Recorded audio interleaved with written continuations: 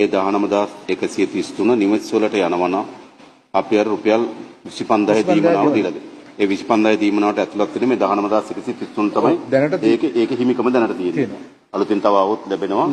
මේ 19 දැන් කී දිනකට අපි ගෙවලා තියෙනවද 25000? මේ සතිය ඇතුළත ඒ ගාන ගෙවන්න පුළුවන්. අපිට බැරිද 50000ත් එකතු කරලම දෙන්න? දෙපාරක් ගෙවනවට වඩා ඒක පුළුවන් නේද? 25000යි 50000යි එකතු කරලා 75000ම දෙන්න එක විට.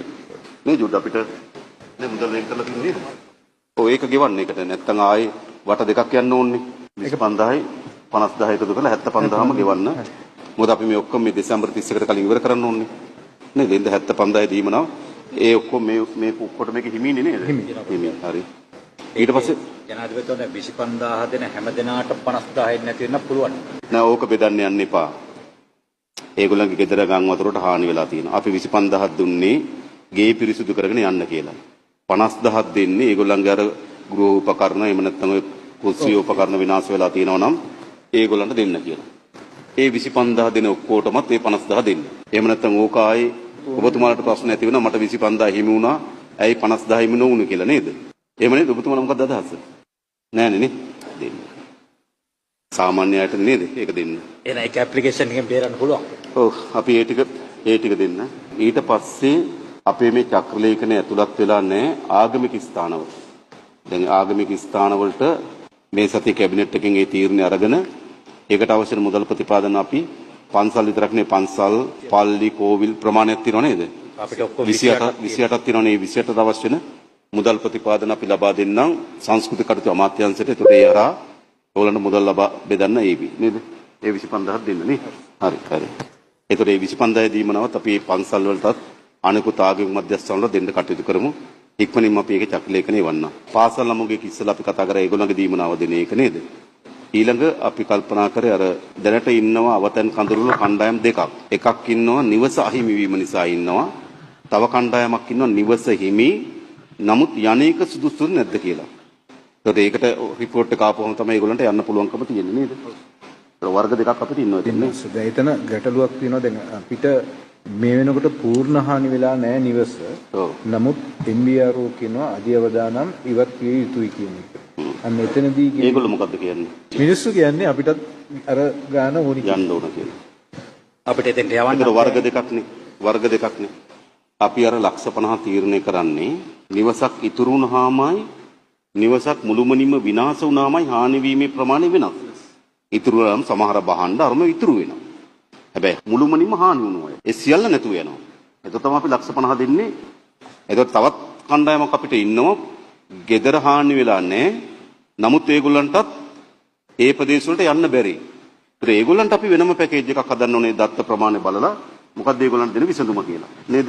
අපි දැනට මේක යෝජනා කරන්න ගේ අහිමිවීම කියන එකේ තියෙන ප්‍රශ්න ගොඩක්. ගේ අහිමිවීම. ගේ ඇතුලේ තියෙන දීපලවල తত্ত্বය. එයාට නැවත මනස සූදානම් කරගෙන එයාගේ ජීවිතේ පටන් ගන්න. ඒ නිවසක් අහිමි වුණාම අර නිවසේ ප්‍රමාණයෙන් නිවසේ බඩු භාණ්ඩ වලින්ම එයාට තියෙන හානිය මනින්න බෑ. ඒක හානි වීම නිවස නැතිවීම විසින් එයාට කරන හානියක් තියෙනවා. ඒතර ඒව තක්සීරු වෙන්නේ නැහැ මුදල් ලෙස. ඒතර මේ 150 අපි යෝජනා කරන්නේ ඔක්කොමත් එක්ක. හැබැයි නිවසක් තියෙනවා යන්න සුදුසු නැහැ කියන එක නිවස හානි වුණු ගණයට වැටෙන්නේ නැහැ. ඒක අපි අර කලින් ආපු පැකේජ් එකක් තියෙනවා සුදුසු නැත්නම් වල පදිංචි කරන්න. අන්න ඒක තව ටිකක් වැඩි කරලා දෙන්න ඒක බලන්න. එවන අපිට යන්න වෙන්නේ නේද? පූර්ණ වශයෙන් නිවස හානි වුණු අයට විතරයි මේ 150 දීමනාව හිමිවන්නේ. ඒ ඇයි ඒගොල්ලන්ගේ නිවස මුළුමනින්ම නැතිවීම, ගුඩුව භාණ්ඩ ඔක්කොම නැතිවීම මත තමයි මේ 150 තීරණය කරන්නේ. එඳ ඒක අහිමි වුණා. එතකොට ඒගොල්ලන්ට දැනට අවතන් කඳවුරේ ඉන්නත් බැරි නම් ඊට පස්සේ ඒගොල්ලන්ට නිවසකට යන්න නිවසකුත් නැත්නම් ඒගොල්ලන්ට අපි රුපියල් 25000ක මාසික කුලියක් දෙනවා. ඒගොල්ලන්ට ගිහලා ගෙවල් කුලියක් අරන් ඉන්න. මේ මාසික කුලියට දෙන අයට අපි ජනවාරි පෙබරවාරි වලට 50000 ගානේ මාසික දීමනාවක් දෙනවා. දැන් මෙතන 50000 දීමනාව ඒගොල්ලන්ට ලැබෙන්නේ නැහැ නේ නැති නිසා. එහෙම නම් ඒගොල්ලෝ යන දවසේ කවද්ද එදා ඉඳන් ඒගොල්ලන්ට මාසික රුපියල් 50000ක දීමනාවක් දෙමු ජීවත් වෙන්න. ඔක අපිට තියෙන්නේ නේද? ඕක තමයි අපි දැන්ට යෝජනා කරලා තියෙන පැකේජ් එක. පුළුවන් තරම් අපි රජයේ ඉඩමකට මේගොල්ලෝ පදිංචි කරමු. රජයේ ඉඩම් නැත්තම් අපි කිව්වා 150 දක්වා උපරිමයකට. 50ම නෙවෙයි 50 දක්වා උපරිමයකට අපිට ඉඩමක් මිලදී ගන්න කරන ප්‍රතිපාදන ලබා දෙමු ප්‍රදේශය අනුව. ප්‍රදේශ සාමාන්‍යයෙන් තියෙනවනේ මාකට් වැලියු එකක් තියෙනව නේද? ඒ වටිනාකමට අනුව අපි ඒගොල්ලන්ට ඉඩමක් මිලදී ගන්න මුදලක් ලබා දෙමු. අපිට ඉඩම් හොයන්න බැරි නම් මේ අර පූර්ණ වශයෙන් ගෙවල් හානි වුණු 418 නේද? මේක වෙනස් වෙන්න පුළුවන් කමක් නෑ. දැනට ඉන්න 418ට අපි මේ සම්පූර්ණ එක දෙන්න ඕනකම තියෙනවා. අර්ධ හානි වුණු නිවාස වලට ඒගොල්ලන්ට මේ නිවාසයට යන්න පුළුවන් නම් ඒවා තක්සේරු කරලා උපරිමයේ ලක්ෂ 25කට වන්දි මුදලක් තීරණය කරන්න පුළුවන්. අතන අපේ යෝජනාව නම් තියෙන්නේ කැටගරි 3ක් විතර කඩමු කියලා. ලක්ෂ 10, 15, 20, 25 වගේ කැටගරි කීපයක් කඩලා අපි ඒවන්නම් ආපහු හදලා ඒ කැටගරි එකට අනුව කාට හරි හානිය ප්‍රමාණය අනුව 10ද 15ද කියලා තීරණය කරමු. මේතරින් අපි කිසිසේත්ම ඒගොල්ලන්ගේ ගේ පොඩි මෙච්චර එකක් දෙන එක වැඩි වගේ මනසකට යන්න එපා. මේ අපේ රටේ පුරවැසියන්.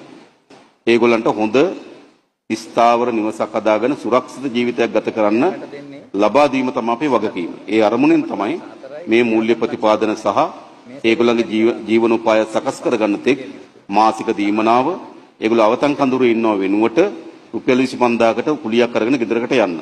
ඒ කියන්නේ අපි ඒ අයට සුරක්ෂිත ජීවිතයක් ලබා දීමේ අරමුණෙන් තමයි මේ වැඩසටහන හදලා තියෙන්නේ. ඉතින් ඔබතුමාලා ගොඩාක් ප්‍රවේශම් වෙන්න ඕන, සැලකිලිමත් වෙන්න ඕන නේද? අපි දන්නවා ඔය ආධාර ඒ වගේ වන්දි මුදල් ලබා දෙනකොට විශාල ගැටලු මතුවෙච්ච ඉතිහාසයක් තියෙන නිසා පරිම උත්සාහ කරමු සාධාරණව දෙන්න.